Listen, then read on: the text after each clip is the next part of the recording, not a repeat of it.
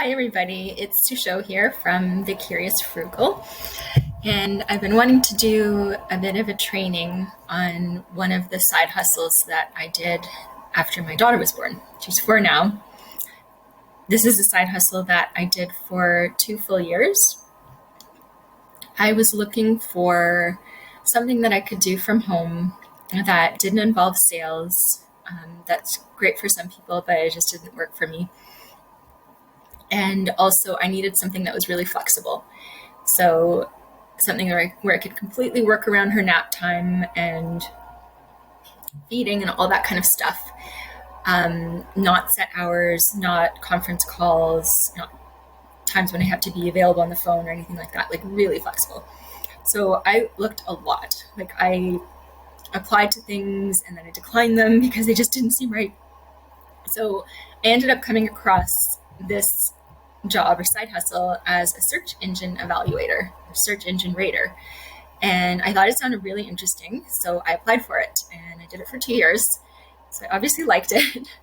And I wanted to share that as an option for people who like being on the computer, comfortable with the internet, maybe don't want a selling job, or it just doesn't work with their personality. This is a different option that's out there because I didn't know anybody doing this, and I still don't actually. A couple of people now online through groups and stuff, but nobody in real life. So what it was called at first, there are a couple of big name companies that do this. I think one is called Lionbridge. The one that I was with is called, at the time was called Leap Force, and now they're called Appen.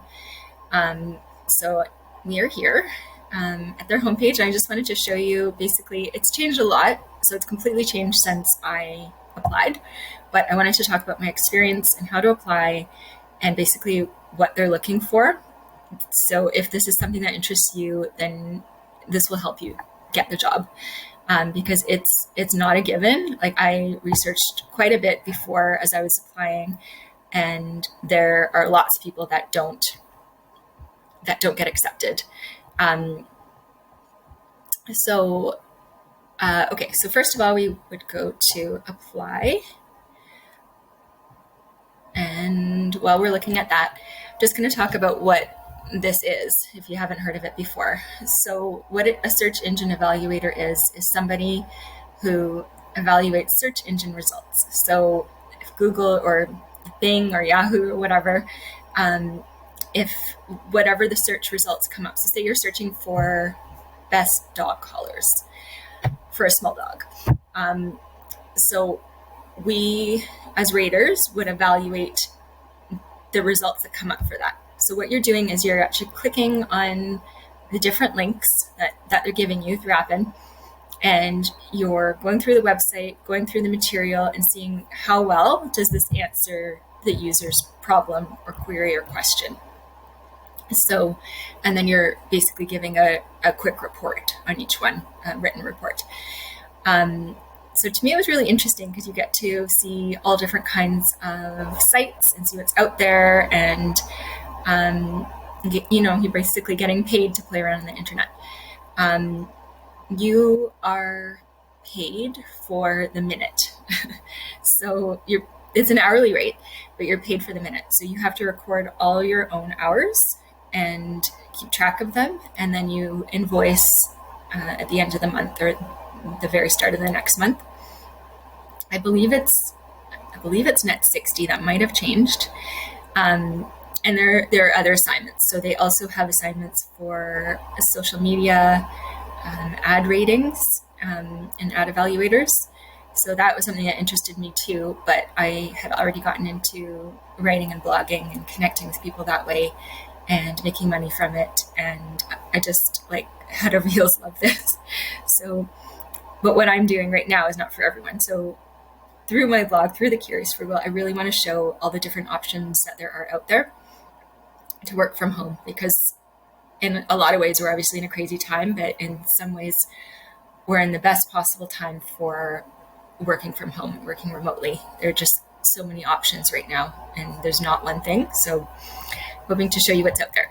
Okay, so we go to Appen current assignments. Interested in working with us? Yes, I am. So they hire people from around the world. So this is fantastic because while most of my readers are in the US, not everybody is, of course, and you just have to pick what place you're from, and they really do need people from every country, well, most countries. So let's go down and find United States. Okay, so what is your primary language? That would be my only language. That would be English. So for some of you that have more than one language, obviously you want to pick that. And write about your different languages, because there will be a higher chance that there will be more jobs for you. And once you're hired, also more positions within Appen. And there sometimes is a premium that's given, added on top of your hourly rate if you have other languages. So I did not get that. I got these right. What is the dialect? Okay, let's just see that again. Click here to add another language. Sadly, no. Check this box if you're a translator or have experience performing language translation. I don't, but obviously if you have, you want to check that. Again, you can get paid more money if you do. Okay, so then you click next. So this is different from how it was when I applied. We didn't have the choice. So before, it was always that you were contracting directly with Appen as an independent contractor. If you set up your own business and it's registered to do search engine evaluation, then you can click that option, but that's not going to be most people. So most people will want to click the first one. So I'm not going to go through putting in my name and email and all that stuff. So name, email, password, blah, blah, blah. Your address, your telephone number. This is where you put your resume. So definitely do a good resume. And what I'm going to go over now is the type of things that you should highlight, the things that they're looking for in this position. Because it doesn't say, like, it's not even showing you really a lot about the job description. And when I applied, they did show a bit more. So I know what they're looking for. And I will share that with you. So what they want is a person who's analytical. Obviously, you have great computer skills. You need to be excellent at web-based research and very internet savvy. They also were, and I believe still are, looking for someone with a broad range of interests, but has specific areas of expertise. So what were my areas of expertise then that I put? I have a minor in computer science, so I did put that. So I was given some more technical computer queries, because hopefully I can understand them more than someone who hasn't taken computer science. I also,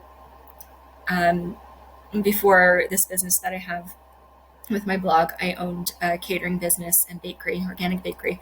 So I put baking and cooking. So I got assignments related to that. And I love that. So they do target what your interests are and what your interests are. It has to be your level of expertise. So, whatever that is for you. And nothing is insignificant. If you are like a crazy knitter crafter, like put that without the crazy word, because you will get queries related to that somebody who is not a crafter would not understand. And you need to understand these queries in depth to be able to rate them properly and fairly. So if you know what a Cricut is, I don't even know how to say that word, but if you're a crafter, you will know what I'm talking about. Then put that down, or whatever it is, political science, history, whatever. And it's important to highlight where you have that knowledge from. So at the time, they did require, when I was applying, they did require a college or university degree. So I do have that, so I put that down. It doesn't say that right now. Okay, hold on, let's just go down here. Highest level of education. So I had have a bachelor's, so I put that. It looks like now they are open to people who haven't completed university or college. So that's great. It opens it up for a lot of people, and that's new. So put whatever your thing is, whatever your level is. I'll just pick that because that's what I had. So I completed a bachelor's. Prior experience, I have experience in translation between two languages and I don't. I have work experience in transcribing audio. So definitely some of you guys will have had experience with this. If you, this is also another great work from home job and something that I'll probably do a training on at some point. So, yes, obviously if you have that experience in proofreading, another great job working from home. And for me it was that, but almost everybody is going to be no. Referred by,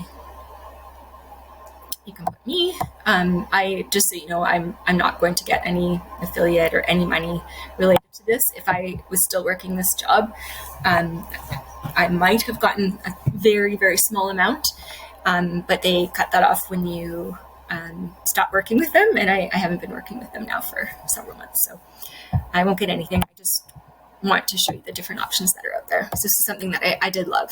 So I'm just going to pick whatever. Whatever I certify. Okay, I'm not going to submit it. Okay, so that's how you go through the process, and that's some of the things that they are looking for.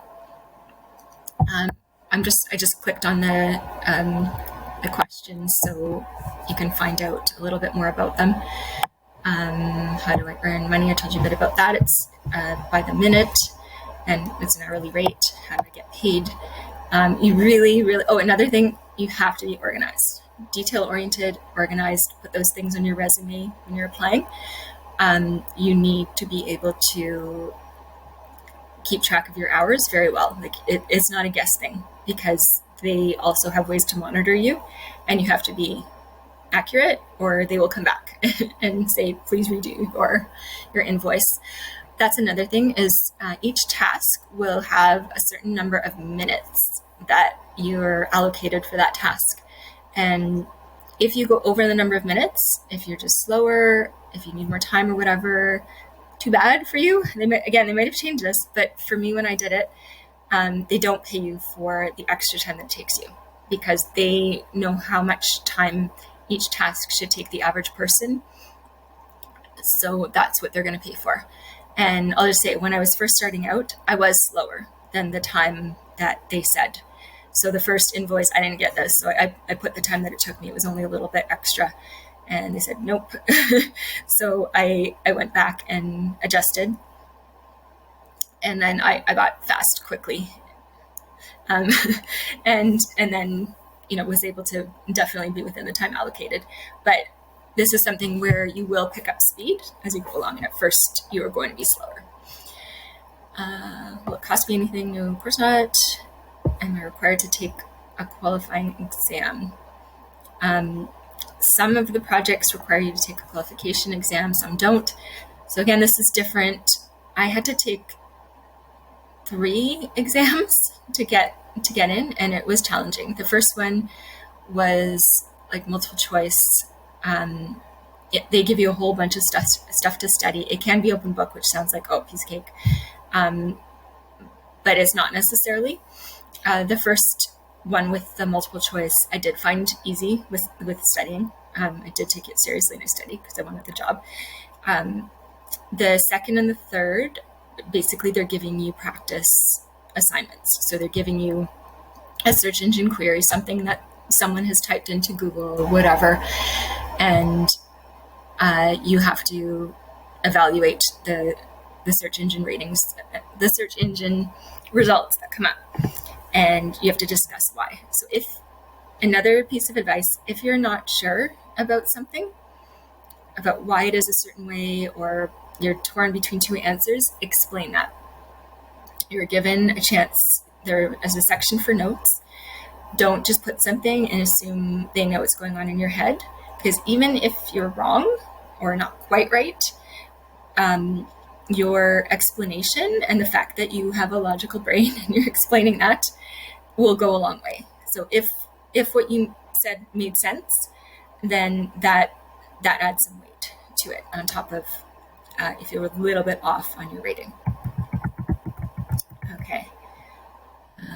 Minimum age, yep. 18, do I need to purchase special software? No, you don't need to. You do need a basic antivirus software. And then there was some kind of a Chrome extension that I had to download. It was really easy. No, you don't need to form a corporation.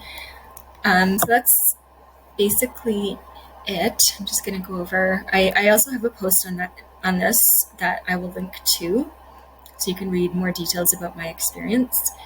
And it talks about other companies that do search engine evaluation, and it links to them as well. So if you don't get in with one, you can keep trying. I know some people who have worked for more than one, but I think that's discouraged. Just see, I'm just going through. There's certain things that I can't talk about because it did sign a non-disclosure agreement. If there is a test for the job that you are looking for, or the one that you're applying for, or they're asking you about, if they contact you, take it seriously. These are not fluff exams at all. They are challenging. I understand this stuff pretty well, and I didn't find it easy. Actually, the third one I thought I failed. And that was with studying. That was with taking it seriously. So definitely study. Like, take a good amount of time. Don't just try and cram it in. If this is something that you want to do. So I also have some pros and cons about this job, because not every job has its pluses and minuses. Okay, so some of the pros are flexible schedule. You can make your own hours. Some evaluators work 5 hours a week. Some work 25.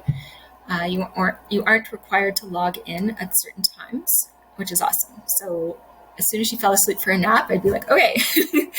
And so I could coincide the job with her nap time. It's awesome because it's work from home. There's no commute. So even though the hourly rate it's kind of average, it's not high, it's average. It's so much better because you literally have no commute.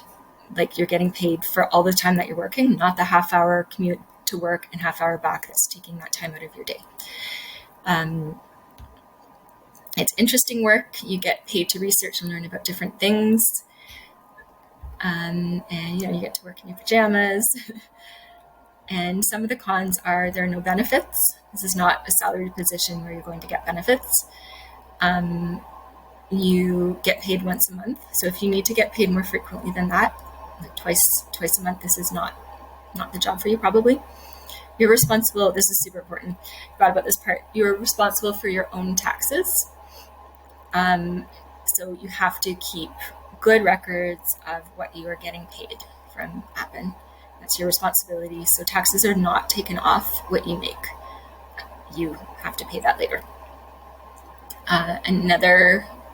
Another thing is that it is potentially irregular work.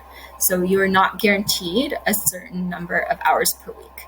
So again, if you need that to make your bills, then this might be a great add-on or side hustle in addition to something else. Generally, I found it pretty easy to get hours, but there were some times where, if it was nap time and I'd go and log in and there was nothing there at that time, and then maybe it was for her bedtime. So it's not consistent. Okay, I think that's it for this. I just want to keep it on the one topic for search engine evaluation. I hope this was helpful, and if you have any questions, please drop them in the comments below. I just want to help you guys find something that you love to do from home, because I think it's great. And I know it's what a lot of you guys want, or you wouldn't be here. So I hope you have a great day. Bye.